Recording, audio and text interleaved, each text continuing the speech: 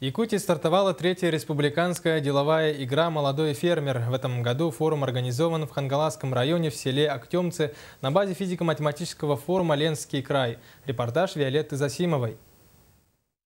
Вот уже третий год подряд в республике проводится деловая игра «Молодой фермер», которая собирает молодых специалистов, студентов, общественников, так или иначе связанных со сферой сельского хозяйства.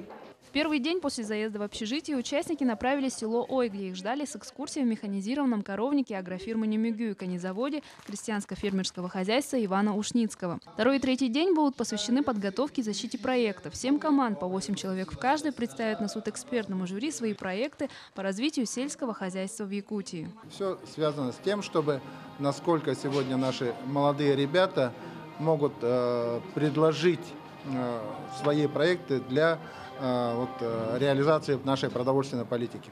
Победители деловой игры «Молодой фермер» ждут ценные призы. 5 наиболее отличившихся участников получат сертификаты на обучение в Якутской государственной сельхозакадемии. Еще 5 путевку на участие в деловой игре «Министр».